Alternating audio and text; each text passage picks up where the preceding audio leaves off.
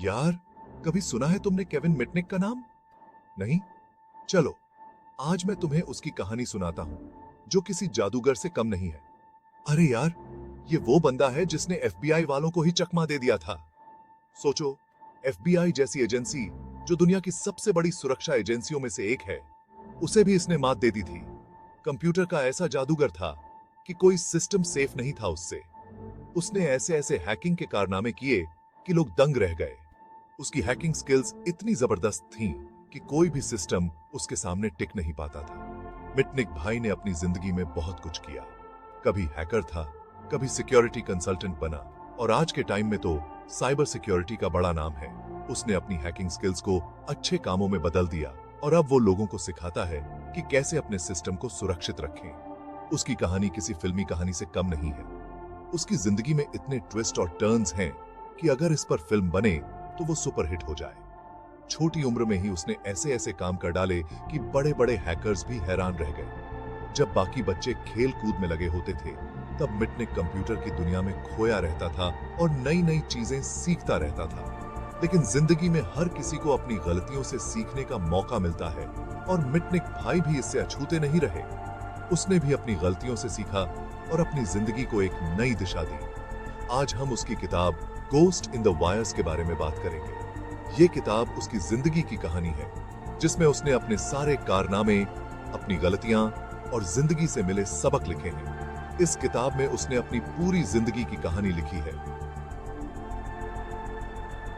अपने सारे कारनामे, अपनी गलतियां और जिंदगी से मिले सबक। ये किताब पढ़कर आपको लगेगा कि आप उसकी जिंदगी के हर पल को जी रहे हैं।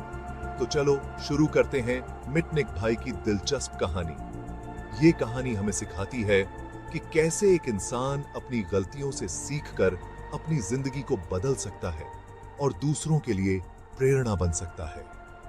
मिटनिक की कहानी हमें यह भी बताती है कि अगर आपके पास टैलेंट है तो आप किसी भी मुश्किल को पार कर सकते हैं और अपनी मंजिल तक पहुंच सकते हैं। तो दोस्तों, तैयार हो जाओ इस रोमांचक सफर के लिए, जो हमें मिटनिक की जिंदगी के हर पहलू से रूबरू कराएगा। मिटनिक भाई का बचपन भी हमारे और आपके जैसा ही था। नॉर्मल स्कूल, जहां पर वो हर दिन कुछ नया सीखने की कोशिश करते थे। घर में थोड़ी बहुत नोक झोंक, जैसे हर परिवार में होती है, और कभी कभी भाई बहनों के साथ छोटी मोटी लड़ाई भी, और दोस्तों के साथ मस्ती, खेलकूद और हंसी मजाक। लेकिन एक चीज जो उन्हें सबसे अलग बनाती थी, वो थी उनकी क्यूरियोसिटी, जानने की चाह। उन्हें किताबें पढ़ना बहुत पसंद था, खासकर वो किताबें जो टेक्नोलॉजी और गैजेट्स के बारे में होती थीं। वो हमेशा कुछ नया जानने के लिए उत्सुक रहते थे। उन्हें नए नए चीजें सीखना बहुत पसंद था, खासकर तौर पर टेक्नोलॉजी के बारे में। वो घंटों कंप्यूटर के सामने बैठकर नई नई चीजें सीखते रहते थे। एक दिन उन्हें पता चला कि एक खास तरह की विसल बजाने से टेलीफोन के सिग्नल्स को कंट्रोल किया जा सकता है। ये बात उनके लिए बहुत ही रोमांचक थी। बस फिर क्या था, उन्होंने खुद ही एक्सपेरिमेंट करना शुरू कर दिया, और देखते ही देखते वो फोन सिस्टम को अच्छी तरह समझने लगे। उन्होंने खुद से ही बहुत कुछ सीखा और अपने ज्ञान को बढ़ाते रहे। यहीं से शुरू हुआ उनका हैकिंग का सफर। उनकी क्यूरियोसिटी ने उन्हें एक ऐसे रास्ते पर डाल दिया जहां उन्होंने टेक्नोलॉजी की दुनिया में नए नए आयाम छुए। वो दिन रात कंप्यूटर पर काम करते रहते थे, नए नए कोड लिखते और सिस्टम्स को समझने की कोशिश करते। उनकी मेहनत और लगन ने उन्हें एक बेहतरीन हैकर बना दिया। उनकी कहानी हमें यह सिखाती है कि अगर हमारे अंदर जानने की चाह और कुछ नया करने का जुनून हो, तो हम किसी भी क्षेत्र में सफलता हासिल कर सकते हैं। मिटनिक भाई की क्यूरियोसिटी ने सच में सब कुछ बदल दिया।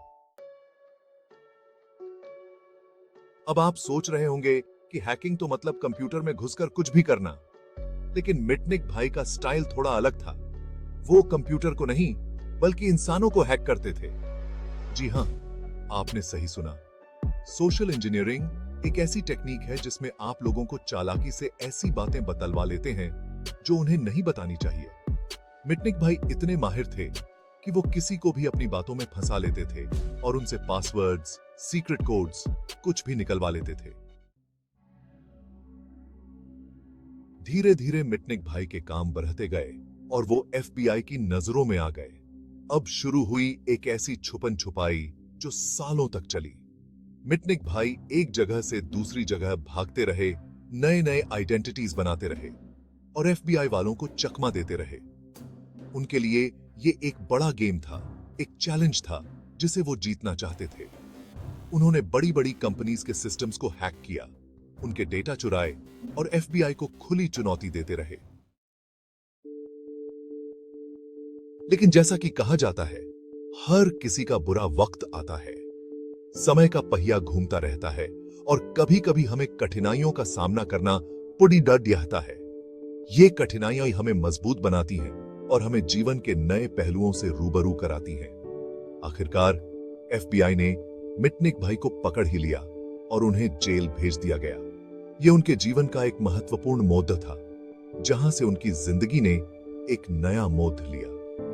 अब आप सोच रहे होंगे कि यहीं पर उनकी कहानी खत्म हो गई होगी, लेकिन असल में यह तो बस शुरुआत थी, एक नई दिशा में कदम रखने की शुरुआत। लेकिन नहीं यार, यह तो एक नई शुरुआत थी, एक नई सुबह, एक नया सवेरा, जहां से उन्होंने अपने जीवन को फिर से संवारने का फैसला किया।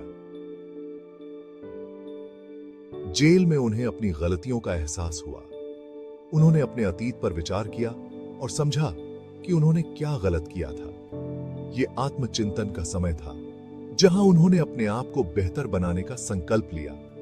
उन्होंने अपने आप को बदलने का फैसला किया और अपनी जिंदगी को एक नई दिशा देने की सोची। उन्होंने जेल में रहते हुए किताबें पढ़ीं, अपने विचारों को लिखा और अपने ज्ञान को बढ़ाने का प्रयास किया। उन्होंने अपना समय पढ़ाई लिखाई में लगाया, कानून का अध्ययन किया और समझा कि कैसे कानून का सही उपयोग किया जा सकता है। उन्होंने अपने आप को शिक्षित करने का हर संभव प्रयास किया और साइबर सिक्योरिटी के बारे में और ज्यादा जानकारी हासिल की। उन्होंने कंप्यूटर और इंटरनेट की दुनिया को और गहराई से समझा, ताकि वे भविष्य में एक सकारात्मक योगदान दे सकें। इस तरह उन्होंने अपने जीवन को एक नई दिशा दी और एक नई शुरुआत की। जेल से बाहर आने के बाद मिटनिक भाई ने अपनी जिंदगी बिल्कुल बदल दी। उन्होंने अपने हैकिंग के तरीकों का इस्तेमाल अब कंपनीज को सुरक्षित बनाने के लिए किया। वो एक सिक्योरिटी कंसल्टेंट बन गए और दुनिया भर की कंपनीज को साइबर अटैक्स से बचाने में मदद करने लगे। उन्होंने अपनी किताब गोस्ट इन द वायर्स में अपने सारे अनुभव लिखे, ताकि दूसरों को उनकी गलतियों से सीखने को मिले। उनका मानना था कि हैकिंग एक तरह की आर्ट है, जिसका इस्तेमाल अच्छे या बुरे दोनों तरह के कामों के लिए किया जा सकता है। आज के समय में जब हमारी जिंदगी इंटरनेट के बिना अधूरी है, साइबर सिक्योरिटी और भी ज्यादा महत्वपूर्ण हो गई है। हम अपना सारा data, bank details, photos, personal information सब कुछ ऑनलाइन रखते हैं और ऐसे में हमें साइबर अटैक्स से सावधान रहने की जरूरत है। हैकर्स नए नए तरीके ढूंढते रहते हैं हमारे डेटा चुराने के लिए, इसलिए हमें भी अपने आप को उनसे बचाने के लिए तैयार रहना होगा। द इंडियन नेटवर्क आपको साइबर सिक्योरिटी के बारे में सारी जरूरी जानकारी देता है। यहाँ आप सीख सकते हैं कि कैसे अपने आप को साइबर अटैक से बचाया जा सकता है, कैसे स्ट्रॉन्ग पासवर्ड्स बनाए जा सकते हैं और कैसे ऑनलाइन सेफ रहा जा सकता है। तो देर किस बात की, आज ही द इंडियन नेटवर्क को ज्वाइन करें और साइबर सिक्योरिटी के बारे में जागरूक बने। मिटनिक भाई की कहानी हमें यह सिखाती है कि गलतियां हम सबसे होती हैं, लेकिन जरूरी है कि हम उनसे सीखें और अपने आप को बदलें। साइबर सिक्योरिटी आज के समय की जरूरत है और हमें सभी को इसके बारे में जागरूक होना चाहिए। तो आगे बढ़ो, नए नए चीजें सीखो, लेकिन साथ ही सुरक्षित भी रहो। अपना और अपने डेटा का ख्याल रखो।